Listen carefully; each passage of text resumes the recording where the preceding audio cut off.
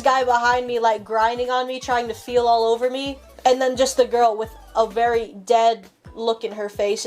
Diva, because it was 3 weeks of constant people telling me to kill myself and that as a monkey. They had to get a member of staff to pull them out of the pool of people that had come up too close to them. A cosplayer, she's been at the center of a massive controversy, and that's because she's been accused of sexual harassment. They're grabbing her in the chest and the butt, and they were taking pictures of just her butt, and it was just like, it's just not appropriate.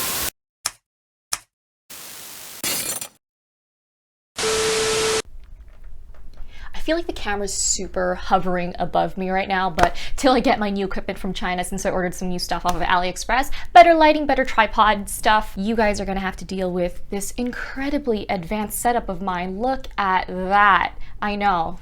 Isn't it great? Anyway, hey guys, I know it's been forever since I've made my last YouTube video. I started this channel basically as another outlet to express my creativity and rant about petty things on the internet. And as far as I'm concerned, I think I've been pretty consistent. No, but for real, with the world ending and everything, I am pretty much holed up at home and have more than enough time to continue creating content for this somewhat dead channel of mine. I've actually had a few scripts lying around just in my, my Word document files that I've never actually managed to make anything out of. So I thought, what better time than now to put them to actual videos. But anyway, I've been in the cosplay game for about 4 years now. And you'd think for a community where all of us just want to get together, and celebrate everything that we love about nerd culture and geek out over the latest season of Castlevania or bitch about how bad the ending of Game of Thrones was, you'd think that it'd be a pretty friendly, wholesome sort of community, right?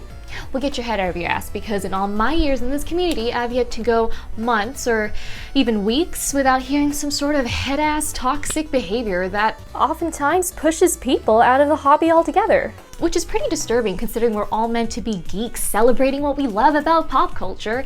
I mean, back in the 90s, we were the uncool ones. We were stereotyped to be socially awkward with the thick-rimmed glasses who wear Trekkie suits day in and day out.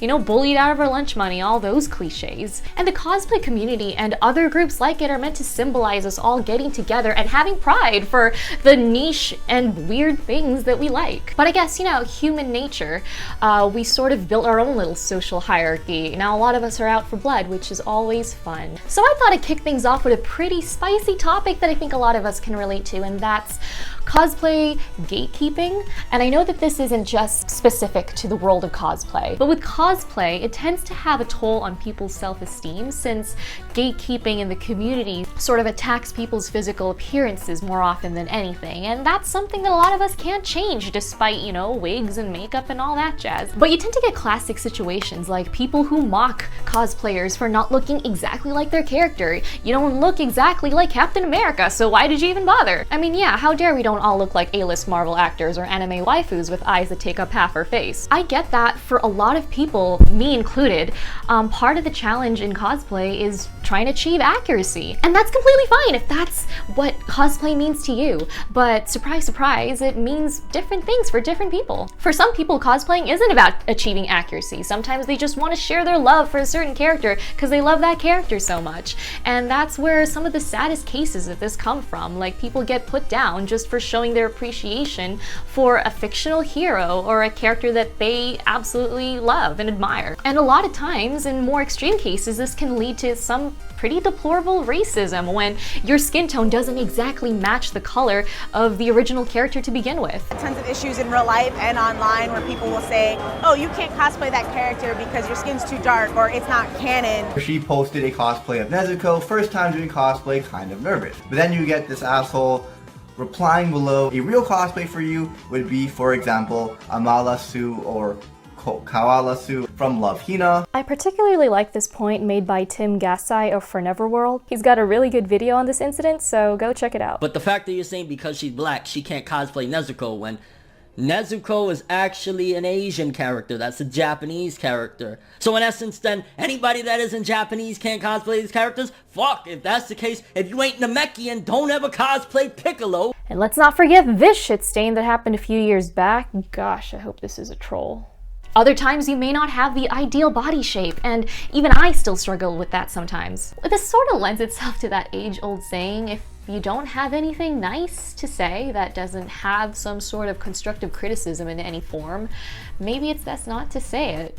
You know, you can be as critical as you want in this hobby. No one's gonna thought police you. If you want to take it that seriously, go ahead, but it really doesn't cost anything to not be a dick. Thankfully, I've never had to experience this sort of bullying, but I've had friends who were the subject of dumb elitism in the community, which is really stupid. I mean, like, guys, you're dressed in spandex as fictional characters. Get off your high horse. Or when you're less of a cosplayer because you buy your shit.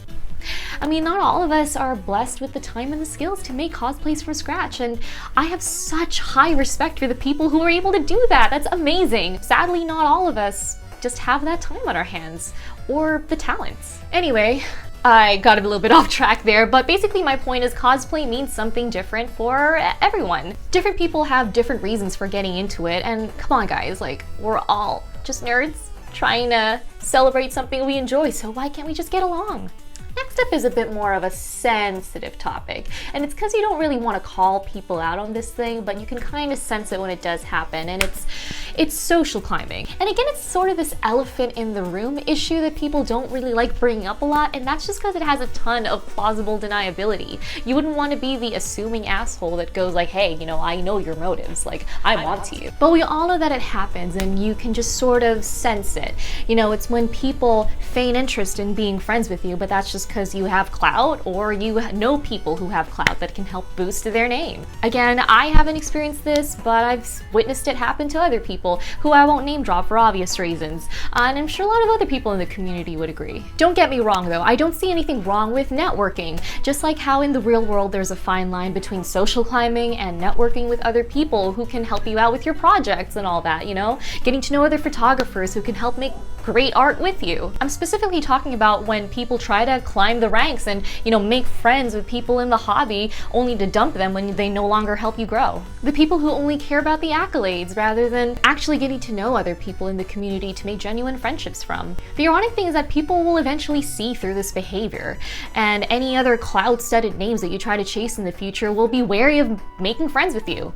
And then how will you grow?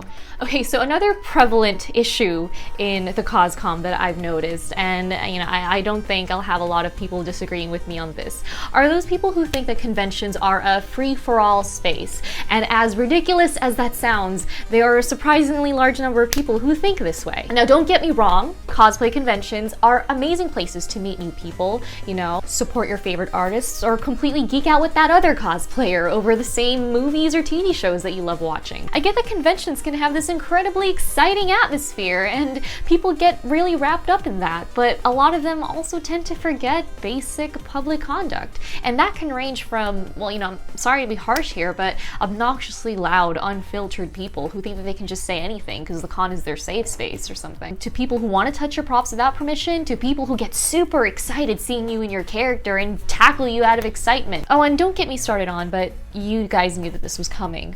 Con creeps.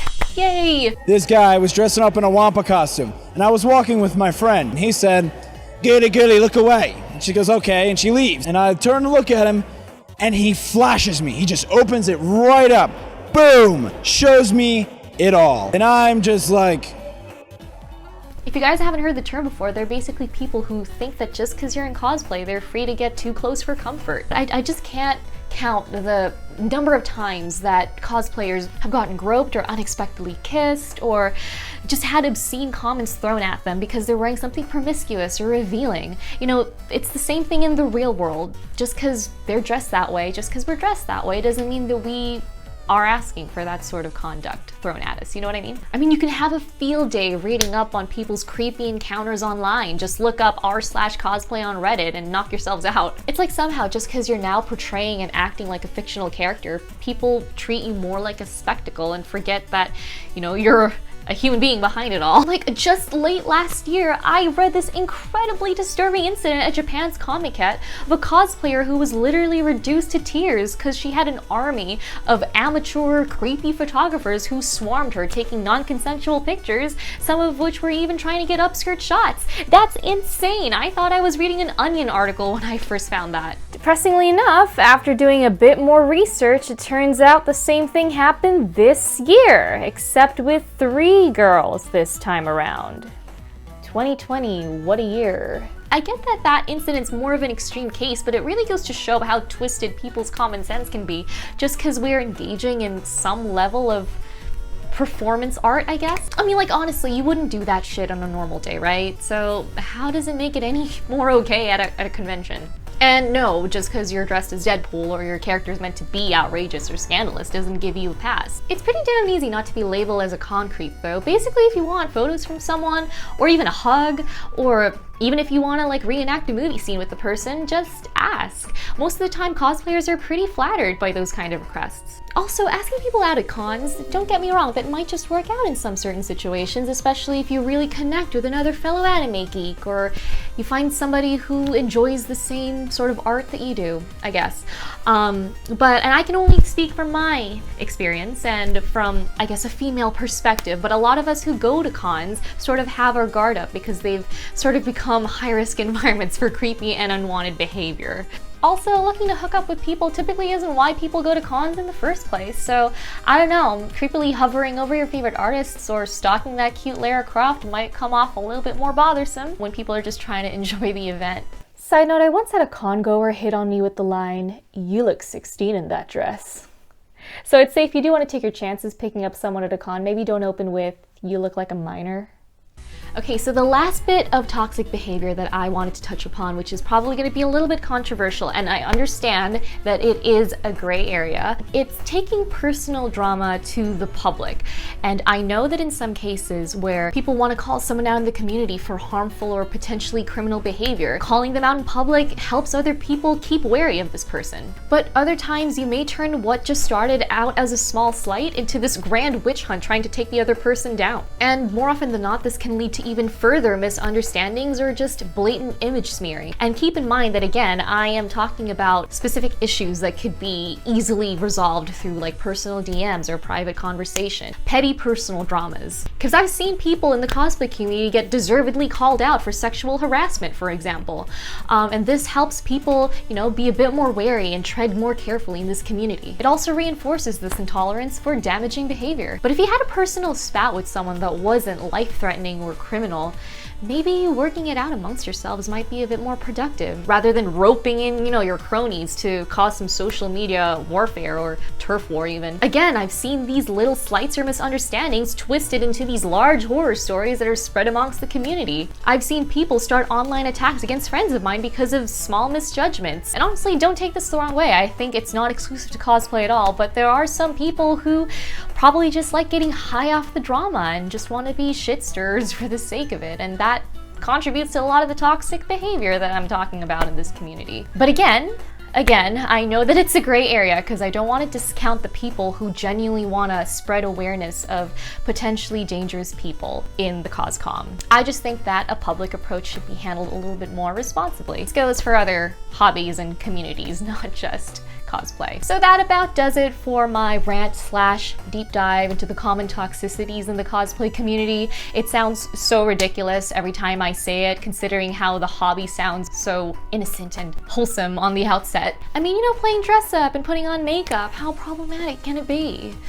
Apparently a lot. I hope it didn't come off too harsh. I did try to be fair, try to see where other people are coming from, you know. I know that not everything is black and white, but I think it's worth discussing these topics, you know. I love this hobby a lot, and it just sucks seeing people out at each other's throats a lot when it's really not necessary. Anyway, if you liked this video, drop a like, subscribe, all that YouTube jazz. I really need to work on my CTAs. And I'll hopefully come out soon with another video. Hopefully I won't take months or even a year again. Anyway, I'll see you guys.